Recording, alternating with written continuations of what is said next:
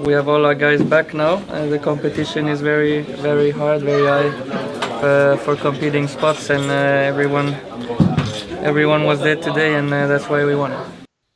What's going on, everybody? Welcome back to the most important NYCFC talk show. It's time for the Dudes in Blue. It's episode 131. Thank you guys so much for joining us. I'm your host, Joe Amato, and alongside me, as always, Antonino. What is up, dude? Dude, well, I had to play that clip of Alex Ring first because that pretty much summarized exactly what happened and exactly what we're going to be talking about in tonight's episode. And it was a victory over Philly at home to secure that third place spot for NYCFC on decision day. We're gonna get into it, guys. I know there's probably gonna be a lot of comments coming through, so please start sending them in. Let us know where you're watching from, where you're listening from, if you're on the pod. And we appreciate you joining us, and hit that share button. We're on Facebook, Instagram, and Twitter as usual. At Dudes in Blue, Facebook, Instagram, and Twitter. So make sure to give us the follow there as well, dude. As we usually like to do, I'm gonna do a quick roll call here to the ones that already commented. Yeah. And then we're gonna dive in because we've got quite a bit to cover, right? Yep. So, Steven Berg saying, hey, dudes. Steven, I saw you on the Jumbotron at Yankee Stadium, so that's awesome. Miguelito saying, dudes. Joey, what's going on? He missed the last couple shows, but he said last week was fire. Thank you so much for that, Joey. Lalo, as usual. Jason coming in. Henry, Uncle Dom saying we're early, but I don't think we are. Roddy Russell is going to be on another podcast tonight, but he will be back next week. Roddy, it was nice meeting you in the locker room last night. And Christian Smith is coming in. Ronald is coming in. Dude, we got a lot of dudes in Blue faithful here. So keep the comments going. Christian Smith said he feels like his sanity has been restored about 63%.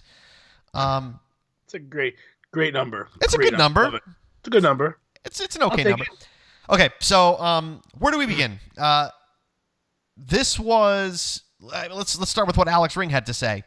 The question that he was asked was basically was from Dylan Butler from MLSsoccer.com. Dylan was asking him whether or not he thought that this was a vintage NYCFC performance because essentially the lineup that we wanted to see finally came to fruition. Maybe with the exception of a player that I'll make a case for maybe at some point. But basically having our midfield back, dude. Ring, Morales, Herrera coming in hot. The chances were coming out of the midfield, which is what we've kind of lacked in the last couple of months. What do you think of the lineup, dude? I liked it. I thought it reflected a lineup that we saw in the beginning of the year, very much so. And I like seeing Maxi, back in the midfield where he belongs. Like seeing Herrera get the start. Wasn't sure what we were going to get from him. Were you going to get the Herrera that, did 2 good things and 3 bad things, or has a really phenomenal game? And he really had a great game discipline-wise. I mean, he was getting fouled left and right and pretty harshly. And that's a smart move on Philly's part. If you're going to go in hard, going on the guy that's got, the temper issues, the guys with the yellow card problems, but he kept his cool, and he had great passes. He just his presence on the field does give everyone that little bit of extra space, that little bit of breathing room that they need that could ultimately lead to a play developing or not developing. So for me, the lineup was really solid. I like seeing it. It really, as you watched, it really felt like a game that you've seen, months and months before. Let me get to a couple of comments here, dude, because as you could probably guess, they're definitely coming through on this. Steven is saying it was good to see the team play like pre-Domè, and I thought, and I got that feeling watching them, right? My one issue, and as I was walking into the stadium when I saw the lineup come out, my one issue was starting Mata on the left wing. I personally would have much rather liked to see Tajiri Shradi either play on the left or on the right and swap off with Medina, because I just feel like I don't know what's going on with Tajiri, but what does he got to do to earn a start when he was for quite a while, dude, our top goal scorer? That's the only thing that I would have liked to see from the starting 11. But at the same time, we got the result, and we got the result pretty early on in the game. albeit one of the 30% of the goals or 33% of the goals was due to Philly. So thank you there, Trusty. Good old Trusty. But listen, Mata had a good game. He was getting wide. I think my biggest takeaway from the way that they played was that you didn't often see guys play out of position. You didn't see Maxi Beat try to be the striker. You know what I mean? And for me, that, you really felt like we played a 4-3-3 the way that it should have been played. And this was the first time, honestly, dude, this is the first lineup that I saw from Domè that I was like, okay, this is starting to make a little bit of sense now. Now just do this again. Don't do the fantasy football thing and start to tinker going into Wednesday night. Do whatever you just did, do it again. The old Bobby Boucher. Can you do this for me every game? That's Coach, right. not only will I do it for you, yes, I do it for you. Hey, real quick, Mark Fratto, the voice of NYCFC at Yankee Stadium, is chiming in saying, hey, and you're not mad. I'll find something. I'm sure we'll find something to be upset at. Yeah, again, dude, like it was a solid performance. You really can't. I don't want to get. I'm trying not to get too hyped up here. Of course, because this was one of those games where you absolutely had to come here and get a result. You had to come home and get a result, especially after being away from home for so long, playing against a team like Philadelphia, and having that lineup at your disposal. If they didn't walk away with that result that they did, this would have been a completely different conversation. It's it's 100%. So, but that being said, dude, the game finished 3-1, and I think that the game could have been completely turned on its heels had Philly converted a couple of those chances that they had. I mean, Sean Johnson had an absolutely monstrous game. I think one goal would have made that game drastically different. I think you're not taking as many chances on the counter as we did. For me personally, they played way too much defense in the second half. And when a team is down by 2, it's a lot different than when a team is down by 1. When they're within 1, it's like, oh, it's within reach and we're going for it. When it's 2, it's like it's a little bit harder to deal with. For me, it's just not. I'm not comfortable inviting that much pressure on a consistent basis. I mean, it felt like the ball was in our half the entire time, with the exception of 2 or 3 counterattacks that were really, really nice. To be fair, but I just think you want to move that line up a little bit and try to control the ball, try to win it back and just try to keep it for a little bit and try to slow the pace of the game down.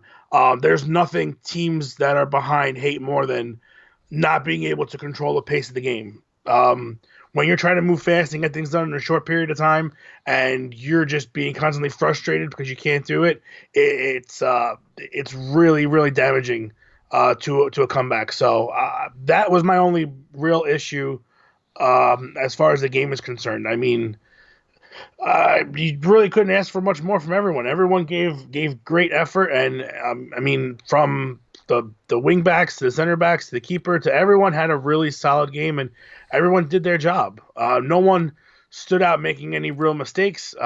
So I mean, what can you really find to complain about?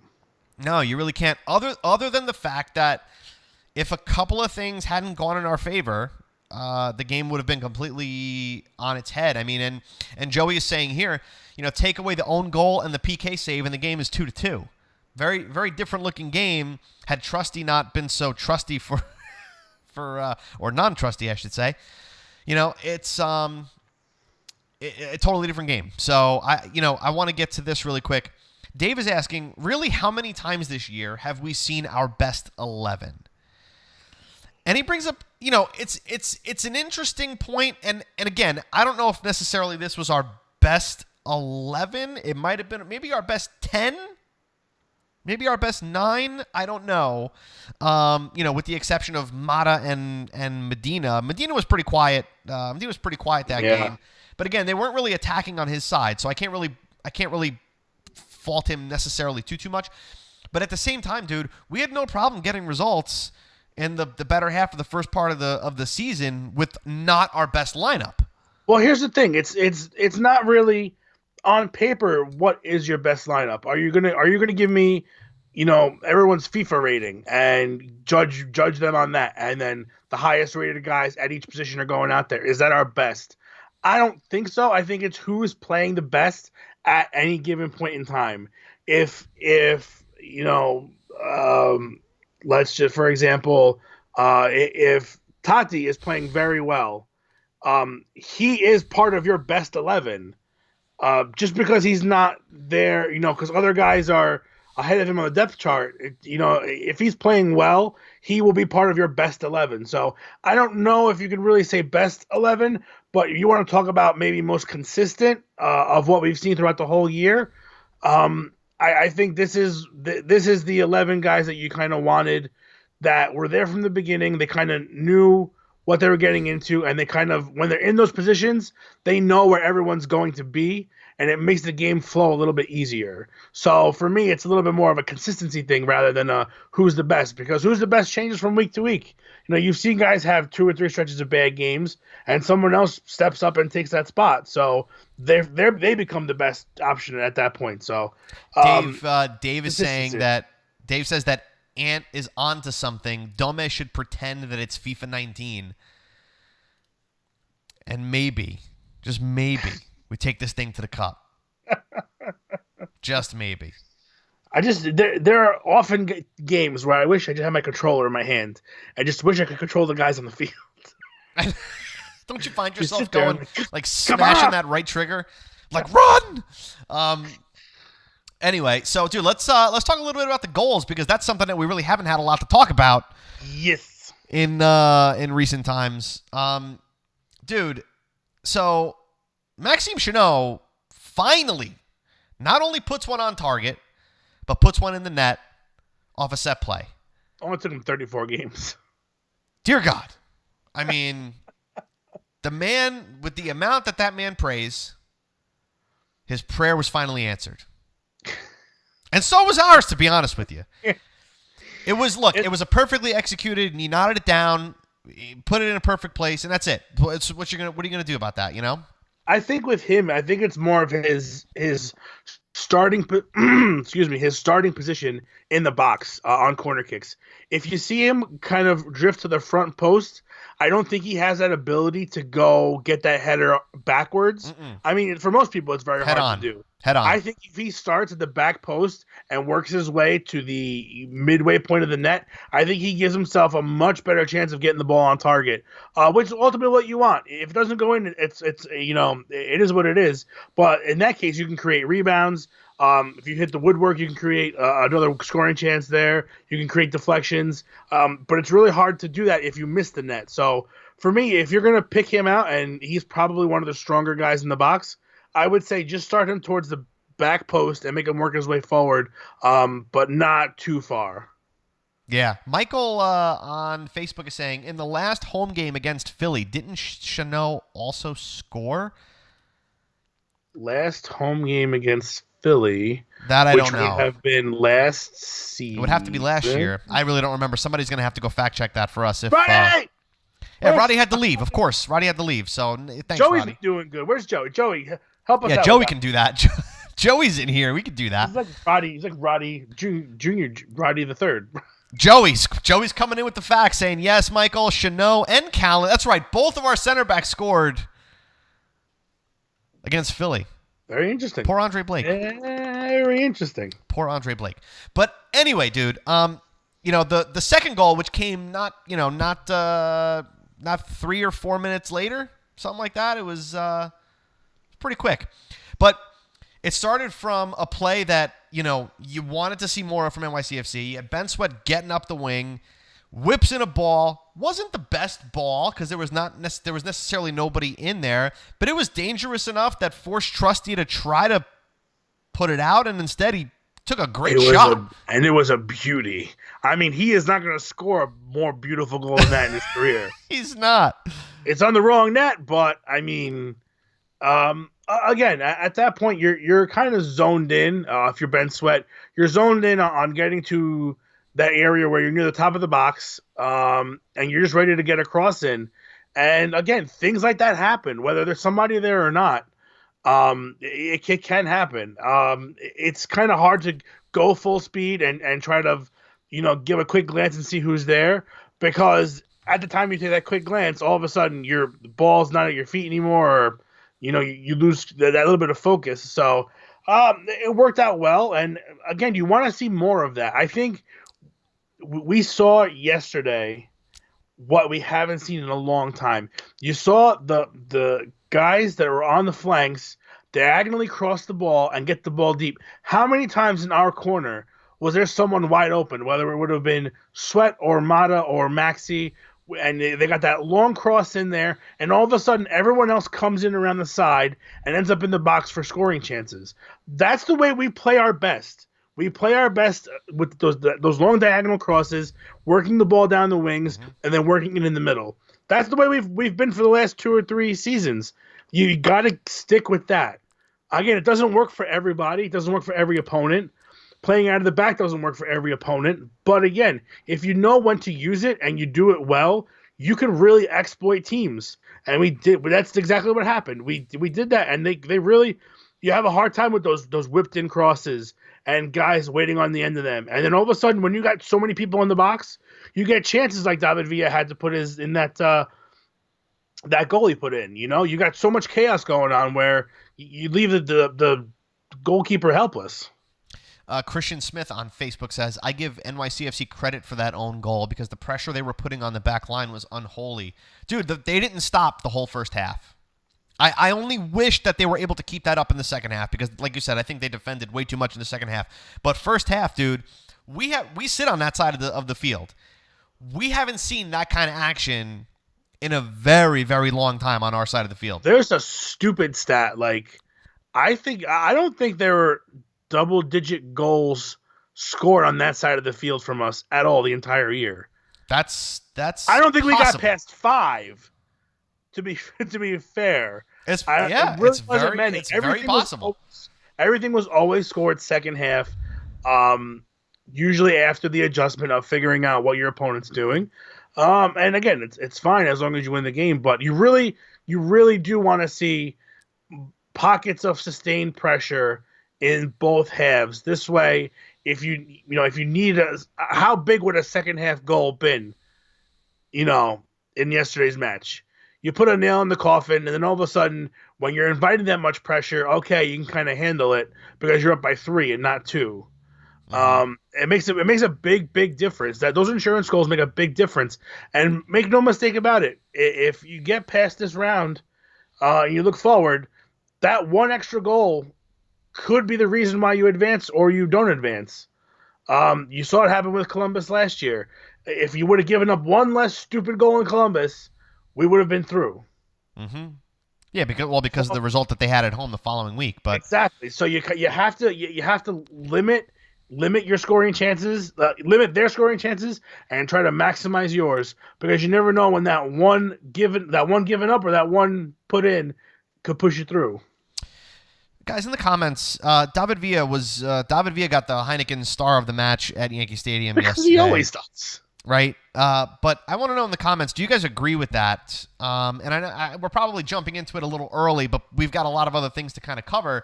But who was the dude of the match? Because I don't know. For me, it's hard to give it to him. Yes, he scored that third goal, which was pretty nasty. I mean, the way he kicked that with the side of his foot was pretty awesome. But I don't know. I don't feel like. I feel like there are other people that can get that honor for this game. What do you guys think in the comments? And dude, what do you think? I am not going to discount what he did because he had a really good game, both in support and in attack. He played very well, but came back and played defense a little bit and made a couple of pickpockets there, which was nice. Sure. But for me, Sean Johnson is due to the match. Anytime you could stop a PK is just otherworldly, in my opinion. I It's turned just around so hard to do. when the penalty got called. I turned around to Patrick, and thank you, Patrick, by the way, for getting us these little magazines over here. Thank you so much for that. But I turned to him and I said, "He's never stopped a PK. He's never stopped a PK for us." Sure enough, there you go. There you go. There you go. There you go. Sean Johnson's getting a lot of nods here for dude of the match. As he should. And as he should, because listen, dude, like you said, the PK doesn't get stopped. 3-2 is a very different game than 3-1. Yeah. He also didn't give the PK.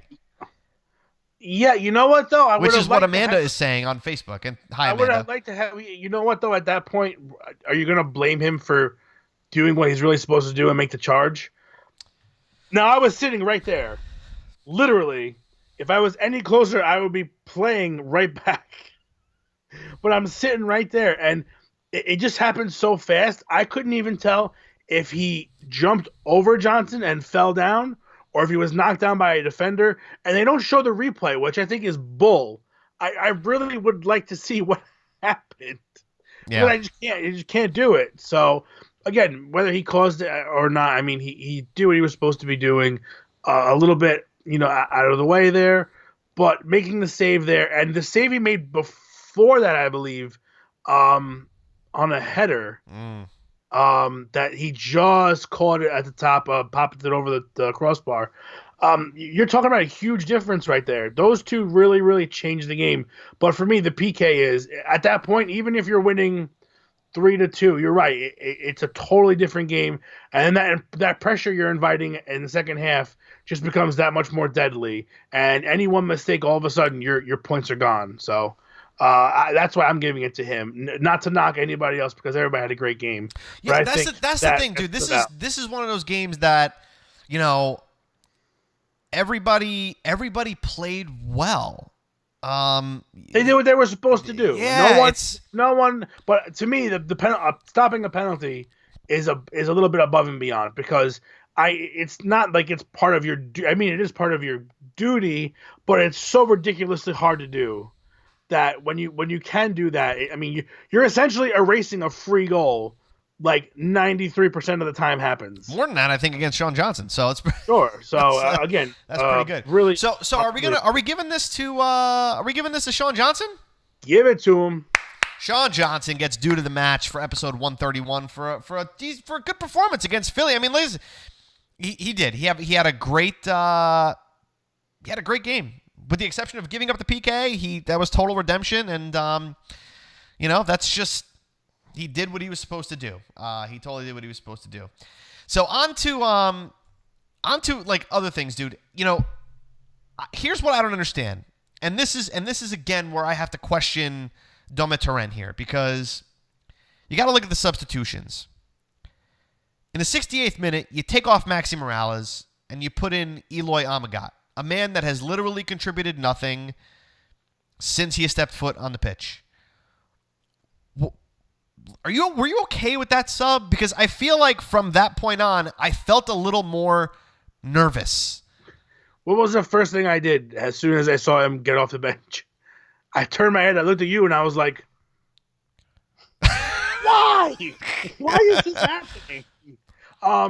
Again, I thought Maxi was going to come off a little sooner. It looked like he pulled up, and he was holding his groin area. Not too far. I would say maybe 10 to 15 minutes before that. Well, Maxi was getting manhandled, dude. Like, Maxi was getting absolutely obliterated. But he usually is. I mean, that's the way he plays. But for me, I don't see. I know you've got young kids that you could put in that spot, but at the same time, I mean, just because the guy is older and larger, a little more physical, I don't think he gets it done. I think he slows the game down too much. I think when he's on the field, the play kind of like. But look at what happened. Look at what Philly did. Look at what happened when Ilsinho came in for Corey Burke for Philly. They were constantly attacking us from that right hand side. I'll tell you what, Ilsinho, if it wasn't for him, Philly wouldn't have been scary at all. in that second half. So, like, you know, to see what's happening and then to put a guy like Amagad in, I don't know. I just feel like, you know, I understand taking Maxi out and you know, look at who you have, look who you have on the bench. I mean, you definitely, you had Tati, you had Afori who eventually wound up coming in. But, dude, like, for the man that has done literally nothing, I feel like Domè is just like, you want to play a few minutes? I can get you on the field if you want to. He's got dirt on him or something. You want to get on the field? Is he married to Domè's daughter? And he's like, listen, I promised her I'd play you. He could be married to Domè's sister. You know what I mean? He's actually dating Domè's mom. Never mind his daughter. Unbelievable. You know, I don't know. I don't know. I just really thought it was don't silly. know. I just thought it was silly. And then you saw kind of a like for like with Tajuri coming in for Medina, which kind of made sense there. And again, all keeping in mind, knowing that they were going to be playing a game Wednesday or Thursday, right? So you got to kind of take that all into consideration. Mm-hmm. What was interesting to me was in the 88th minute, taking off Chanel and putting in Afori and not going Ibiaga. You saw Alex Ring drop back and kind of become that fourth defender, which was interesting because he was kind of getting beat on the height and on the long balls, and it was just very interesting to me. So for me, you know, I was definitely happy with how the game ended, obviously, but I was scratching my head for a couple of those substitutions, going, "Oh, I forgot Domè's the coach." Yeah, that's right. It's you don't really see like a traditional parking of the bus because you're putting in a couple of offensive-minded players, or you're swapping offensive, players, and you're keeping kind of the same shape on the field. Usually, if you're trying to play more defensive, you're taking off an offensive player and you're putting in a more defensive player. So you're swapping, a right wing for another center back. Yeah, exactly. So again, it's nice to know that you're not parking the bus at 3-1 like certain coaches used to do. But at the same time, you really want to make sure that the choices you are making are, solidifying. And again, I couldn't see what was going on at that point, whether, they were losing the ball more in the midfield and you wanted to bolster the midfield a little bit. I'm really not sure. But again, when you got a guy like Ring that's running around constantly in the midfield, to make him a little stationary, it kind of slows him down a little bit too much to a point where you're right. He does end up getting beat, and he's not the biggest guy in the world. So, with crosses and stuff towards the middle of the box, it's a little bit more dangerous. You take off the guy that's got the height when all they're doing is whipping crosses in the box. You take him out. Like, come on, what are you doing? Yeah, it's tough. And again, how much of it is because you're playing Wednesday or Thursday? Well, you got to take that into consideration, of course. Yeah, exactly. So it's tough. It's really tough. Let me get to a quick question here on Facebook. Christian says, yes, you mean quite really pleased. Yes, we were quite really pleased with how that happened. It's amazing. Israel is asking, do you think the league is going back to look at the scrum that took place in the middle of the field? He also thought Domè was going to get thrown out of the game for arguing at the fourth official. I don't think so. I don't. Look, when it's a game like Decision Day, now Philly's not necessarily a rival of ours, but when the stakes are that high, emotions run rampant. And tiny little things like Maxi Morales kind of set things off. That's not nice. I'm sorry. But it's true. But you know what I mean? Like, it's just going to happen. Like, it's just, things like that are going to happen. Tempers are going to get flared when there's a lot on the line. Yeah, I don't think anybody really got too much hands to the face. I think once hands to the face happen, I think then all of a sudden it becomes an issue. But again, we've seen it happen twice to us where we've gotten hands to the throat, face area against us, and nothing's happened. So that's another reason why I don't think this is going to get looked at. Yeah, if that didn't happen, then this really shouldn't happen, because that would be just a travesty at that point. But again, if they're going to look at it and they're going to give somebody in Philly a red card or something like that, because I don't think we were the agitators at that point, but you can clearly see that our guys really take it seriously. Like, Alex Ring went flying in from out of nowhere and was ready to, like, just I want to fight someone! That dude's always ready to throw down. Like, they look like it, and then physically they probably can.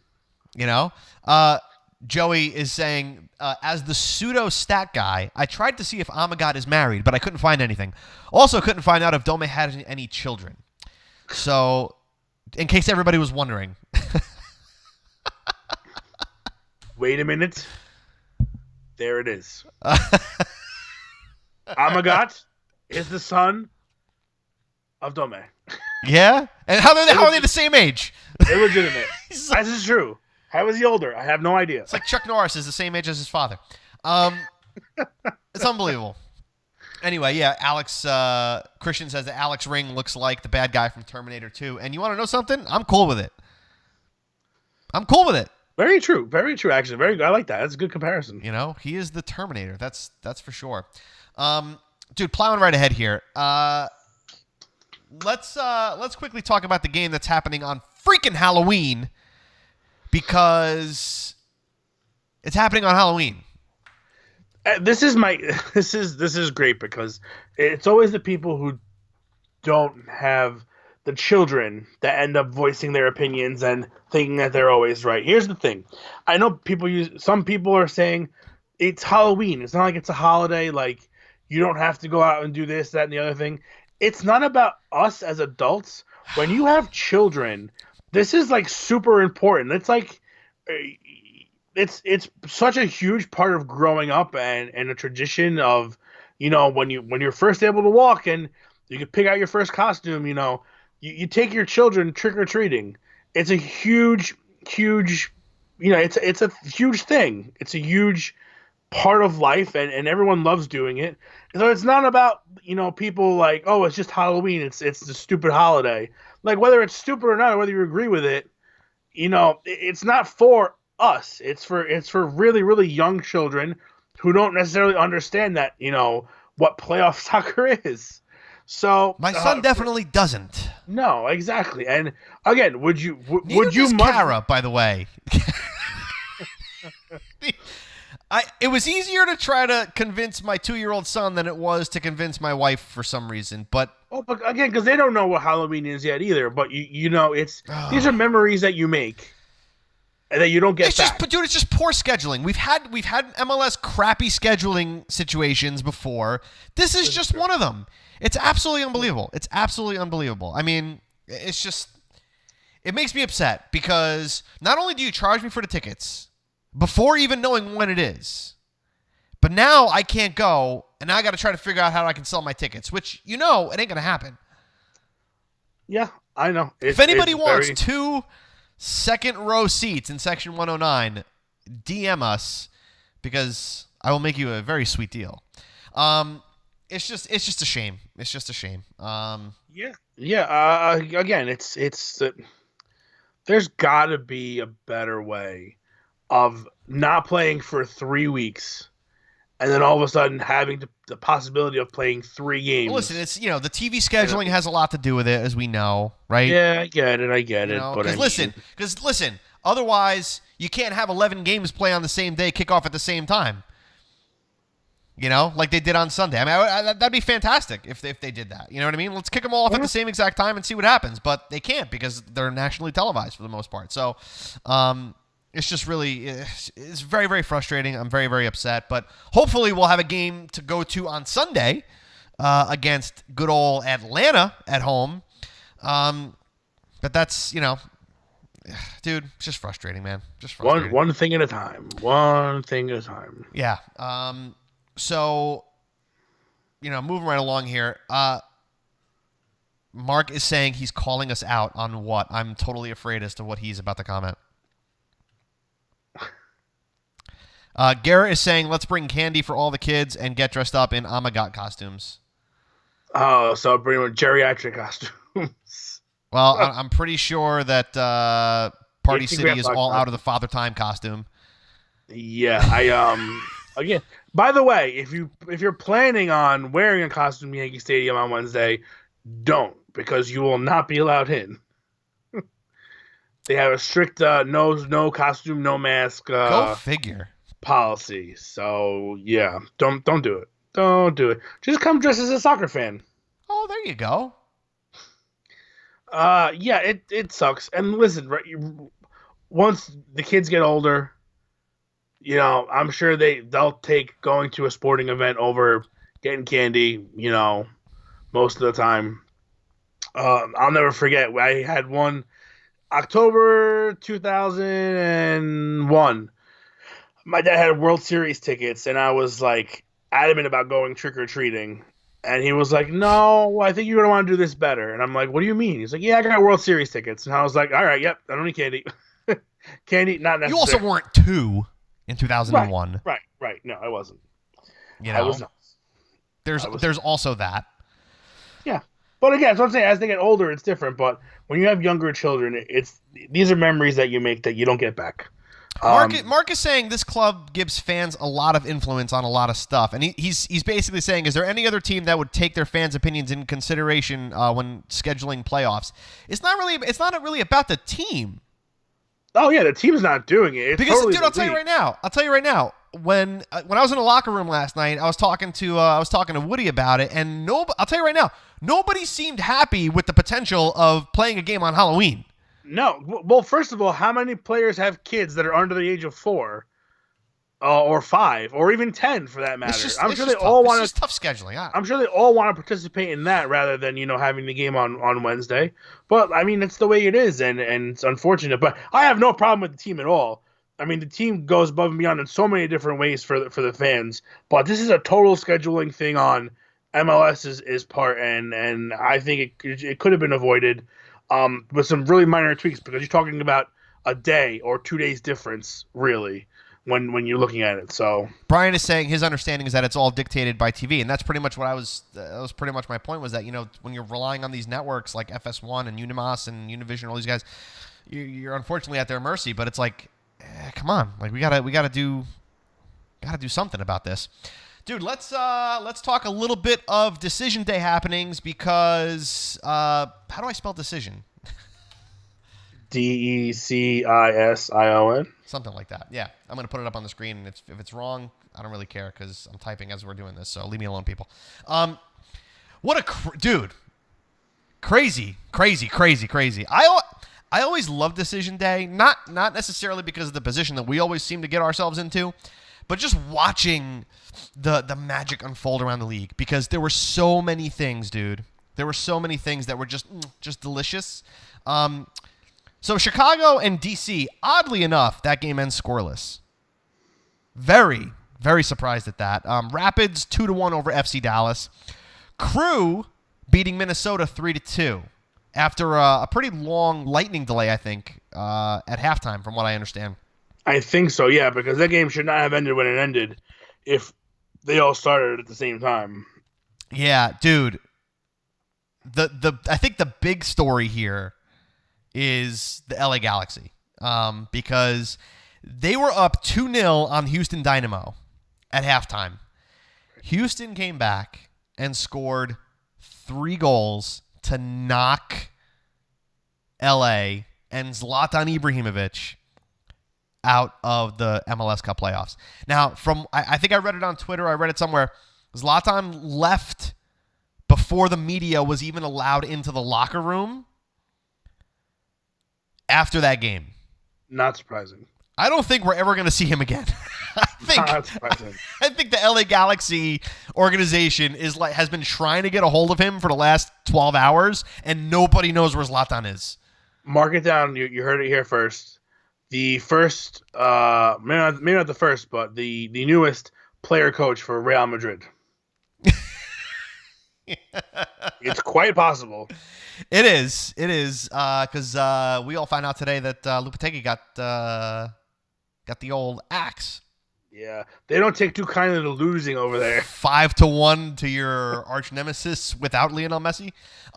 Yeah. We're getting off topic here. So major upset on decision day for LA Galaxy. And honestly, dude, I'm a little bit surprised and kind of upset. I'm agreeing with Steven Berg here that Ibra will not be in the playoffs. Because, dude, when you have guys like Wayne Rooney and Zlatan Ibrahimovic and David Villa all fighting in the playoffs, it's just, oh my God, it just makes for such drama. It's so much fun. It is a powder keg waiting to go off. Dude, and that's just one of the players that you're not going to get to see. It's just unfortunate, you know? You might not ever see that guy ever again. Who knows? Revolution beat Montreal 1-0. We obviously know what happened there. The other big story in the East is Toronto absolutely thwomping Atlanta 4-1 in Toronto. With that, Red Bulls beating Orlando 1-0, taking the Supporters Shield. So, yay, Red Bulls! Listen, if you're Atlanta, you've got to be chapped. I mean, it's your brand spanking new club. It's your opportunity to get, a nice chunk of hardware to bring home with you. And you just how to a Toronto team, just 4-1. I could see if it was like 2-1 or you tied and something happened, but you just let it slip away. And it just goes to show you that the Red Bulls are just good enough to hang around and they sneak up behind you. They're not a bad team. They're very good. They're very good. They're very consistent. They do things a very right way when it comes to soccer. And it wouldn't surprise me to see them make a long run in this playoff. Would surprise me to see them win, but it wouldn't surprise me to see them go deep. I got to agree with Jorge here on Facebook. He says, "Do we give major props to Red Bull for picking up the pace and winning the Shield after a dismal start?" You got to remember here, NYCFC and Red Bulls kind of had flip-flop seasons when you really think about it. All with very similar things happening at the same exact time. I don't like giving Red Bulls credit at all. Don't get me wrong, because I absolutely despise that team. The thing is that NYCFC started off super hot, lost our coach midseason, and kind of went completely south. Red Bulls started absolute garbage, lost their coach halfway through the season, and then continued to climb all the way to the Shield, and actually setting a new league record for points in a season, breaking the 70-point mark. So you have to give them props for that. When you're comparing apples to apples here in the New York teams, well, the New York-ish teams, you got to give them credit for being able to come. That turnaround is just it's phenomenal. You got to admit. And with the run that Atlanta had, I was kind of upset for Atlanta not getting it. I was more upset that the Red Bulls actually won something, but you got to give them credit where credit is due. They're a good young team. If there's one thing you always want to give credit where it is due, no matter who you're giving it to. It's a hard game to play. You're seeing a really solid squads out there, and just because it's your rival doesn't mean that they don't deserve it. They clearly deserve it. It's not like they cheated their way to get there, or they had an easy schedule. We all play the same teams, almost the same number of times. It just comes down to being consistent, and they're very good at being consistent. So kudos to them, props to them. They're still not a New York team, but again, congratulations, and hopefully we see them in the playoffs. Oh my God, dude! A Hudson River Derby would be conference final, dude. Would be bananas. It would be absolutely insane. But at the same time, a first round knockout would be nice. I wouldn't mind that either. It's very, very true. It's very true. Now here's the thing too. I mean, like when you look at a team like Atlanta, I can't remember if we touched on this last week or the week before, dude, but they're struggling right now. I think, and actually Joey was just commenting on this about Atlanta. Almiron's hurt. They were playing without Miguel Almiron against Toronto, and I have to do a little bit of reading, but I don't know exactly how long that injury is for. And so you've got an injury to one of your most creative players on the pitch. You have news that your head coach is gone after the end of the season, whenever that may be for Atlanta. Gone. Right? And you have some players being linked to European clubs as well, like Almiron linked to some European clubs as well. So what does that do to an Atlanta United going into the playoffs? It could either fuel them or absolutely derail them. We've seen teams get completely derailed with the announcement of loss of managers, or when things, knowing that changes are coming. I'm okay with playing Atlanta in the semifinals. I am very, very much okay with this. Yeah, I mean, listen, in both games we played them extremely hard.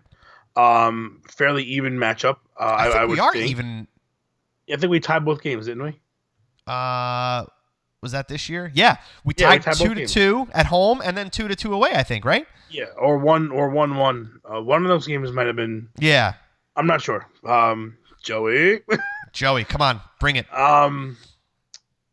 Yeah, no, I think if there were ever a time for us to get hot with all the things that are going on over there, if it's not going to fuel them. Coco says yes, by the way. We tied.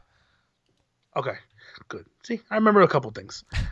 If it's not going to fuel them and it's going to be a distraction, you've got no excuses. You've got to pounce and you've got to put your foot on their throats and you have to end it as soon as possible.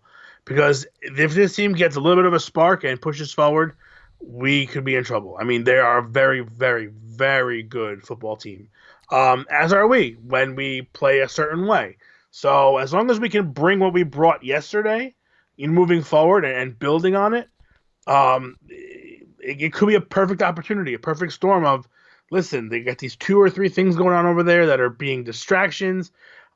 This is our chance to kind of stick our noses in there and kind of knock them down a peg or two and maybe even eliminate them and move forward. So that would be great. You got Miguel Almiron injured. You got Tata leaving. You got Barco trying to get with every other player's girlfriend and wife. There's a lot of things happening in that locker room. A lot of things going on. A lot of things going on. Free mustache rides. Woo! This is what happens. But Brian on Facebook is saying NYCFC, and I think he meant to say NYCFC can beat any team on any given day, but we can also lose 4-0 on any given day. Truer words have never been spoken. It's true. I mean, look. It is very true. It depends on who shows up. And if you can follow the system of play that got you all those points in the beginning of the season and try to stick with it because that's what these guys can do the best, then I think you're okay. But again, all it takes is for 2 or 3 guys to have an off day or 2 or 3 lineup changes or, certain tactics to be implemented for all to go downhill again. So we sit here with fingers crossed and hope that at least for Wednesday's game, we've learned enough from playing them, really fresh yesterday that you could take that going forward and actually sit there and use it to your advantage. And there's no mistake about it. You beat them yesterday. There's no reason why Domè shouldn't be analyzing every little thing about that game, correcting any mistakes that were made, and, just crush moving forward. There's really no mistake. There's no excuses for dropping this game Wednesday. There's no more room for excuses, dude. This is do or die. This is win and move on and lose, and your season is absolutely over. This is it, right flipping here. And I'll tell you what, man. This might be what they needed. I'm not calling anything. I'm just saying that this is something that we haven't seen. We finished second place in the last two seasons, and we all know where that ended up. This could be the pickup that we need to kind of elevate us. Listen, you're right. It's the first time that on decision day we've actually did something to control our own fate, and we didn't have to rely on anyone else to. We needed a win. Get us through.